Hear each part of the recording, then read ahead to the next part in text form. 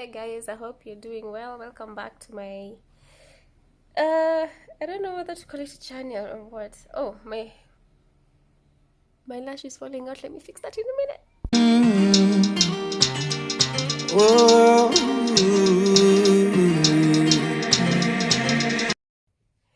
Hey guys, welcome back to my this I hope you guys are doing well. I am back with positive vibes, other positive vibes. So for me, I'm just focusing on the good things that are happening despite this difficult time. So maybe we should just get right on into it. So I'm just focusing on the good things that are happening despite this. Most of us are going through so much anxiety and so much small stresses.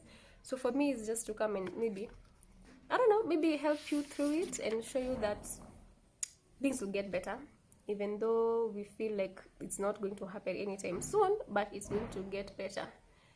I know it.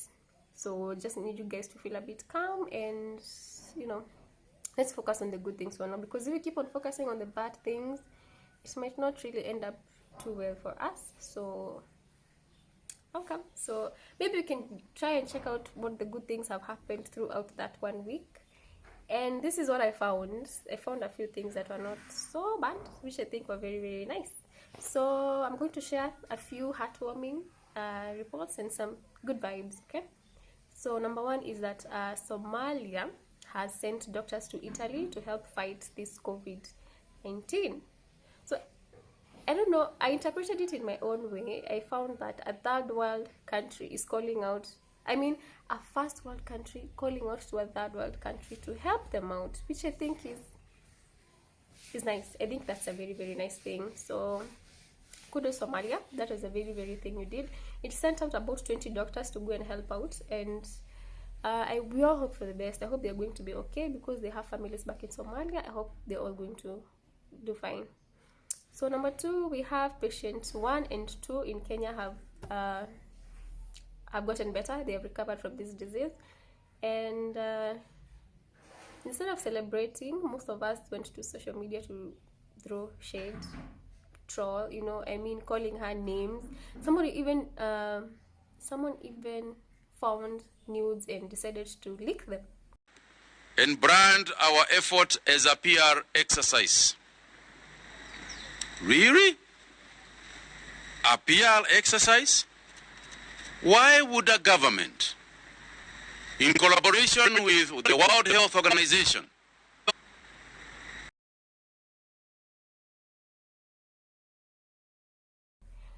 come on, guys. That was not such a good thing. So she was really cyberbullied. She was really harassed on social media, especially on Facebook and on Twitter by Kenyans. It's not a very nice thing to do. So let's focus on the good news. They have recovered. Both Brian and Brenda have recovered from this disease, which is a very good thing. So bringing the total of the recovered people in Kenya to be 4. Yeah, 4 recovered victims in Kenya, which is a good thing. So by the way, even Prince Charles has also recovered after being isolated for 1 week. So he was the only person in the royal family who was infected with the disease, but he has fully recovered and about to go back to office anytime soon from now, which is a good thing. So another thing is number 4 is that cops are coming out to defend themselves. So despite the sad news of the 3 citizens killed due to police brutality, more and more cops have been spotted doing contrary to their stereotype.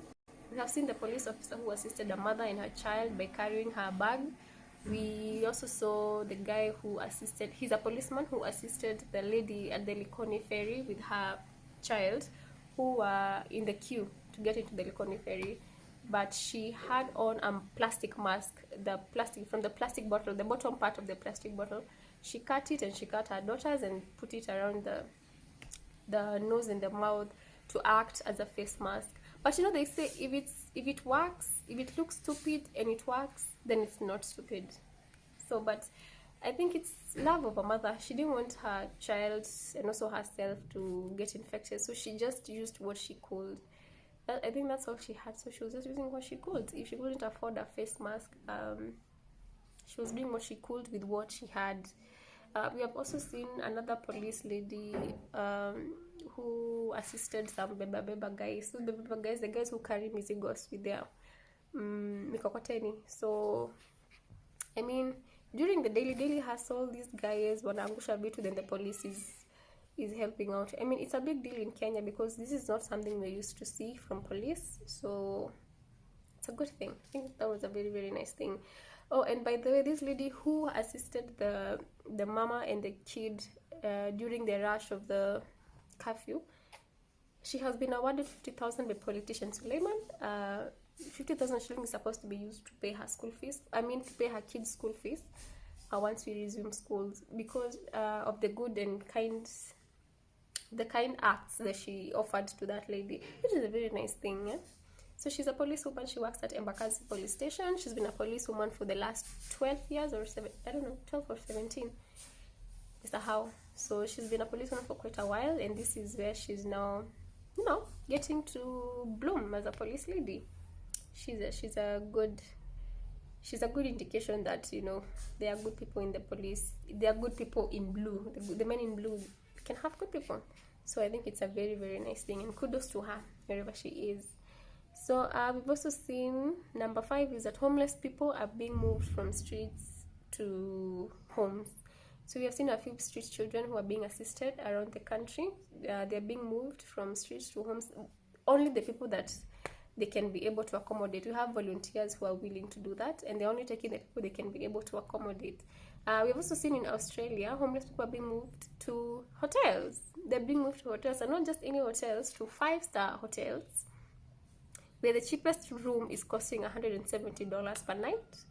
I think that's about, 11K? I'm at 10,700. And then the most expensive is going for $260. That's 20,000 shillings or more. I think about 21K or something. So the street families are going to be moved into hotels. That is amazing.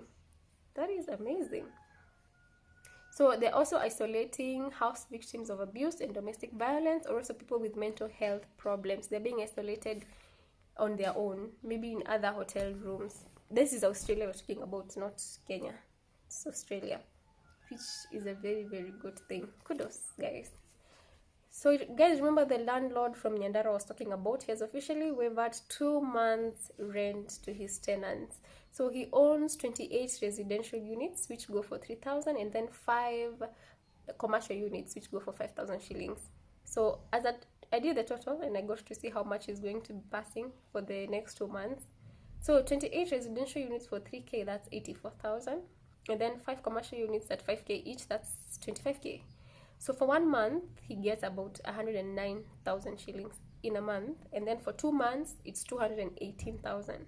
So he will not be getting this 218,000 for the next 2 months, because he has waived his rent to the tenants, because he understands, he's also human. He understands that right now it's going to be very difficult. And so he's just doing what he can. He cannot do much. That's all he can do for now, which is a very good thing. Bringing out humanity, as I said last time. So there's also another landlady who has waived 65 houses of her own. I think she's from Kangemi. I don't know, I think. So she has waived 65 houses of her own. So people are not going to be paying rent from her houses. And by then she's also calling upon other landlords to do the same. So what has your landlord done for you? I am still waiting to hear from mine. So another good thing is that zookeepers from UK have decided to isolate themselves at work. So they are going to be staying at work when everybody else goes home to quarantine. They are going to be quarantining at work. These are 4 workers: Sarah Jane, Layla, Izzy, and Emily. They'll be staying in the sanctuary for 12 weeks to look after their animals and to feed them, because they realize after everyone goes home, nobody is going to stay in the sanctuary. So we all know what comes after that. They just volunteered, by the way, nobody forced them, just volunteered. Good thing. Another good thing is that the BBI is going to be cancelled. I don't know, for me that just seems like a good thing. To me. I feel like it's a very, very good thing. So the BBI has been cancelled, and the funds intended for the BBI has been moved to the emergency and has been moved to the response to this COVID-19 that's happening. So every fund that had remained from what they had done during the BBI has been moved to helping support people who have COVID, which is a very, very, to me, I think that's a very good thing. This politics and all that, I mean, this is not the time. This is not the time. And good thing they realized that. So yeah. So also, the Earth ozone layer appears to be healing. This is according to reports from the guys from the weather. So they've reported that the ozone layer has started to heal. Ever since the human went to hiding, things are becoming very, very better. Because as I said in my last video, that factories are no longer factories are no longer functioning. Big industries that usually pollute the air, sana, they are not working right now. So everything seems to be falling into place. If you watch the video that I showed you, that I put the link in my previous video, I hope you watched that video. It's from a reporter, a journalist, who has also seen that the world is healing due to the man going to hiding. Just go and watch that video, guys, in my previous video. So another thing that I found to be so heartwarming, and this is what I'm going to be ending with, the last thing is a Belgian woman, her name is Suzanne, from Belgium, I just said Belgium. A Belgian woman, her name is Suzanne, aged 90, dies of COVID. This is where the good part is. Well, I'm focusing on the good thing, so this is the best thing. So this Belgian woman, her name is Suzanne, she's 90 years, she dies of COVID after refusing a respirator, telling her doctors to save it for the youngest, who needs it the most, for she had already had a beautiful life. And that's how she died. So she refused to use a respirator. She told the doctors to give it to the youngest. And you know, right now the youngest are being diagnosed even from 8 months. So an 8 months old baby being diagnosed with the COVID. So she refused to use it because she had already lived her life, and she told the doctors to save it for the child.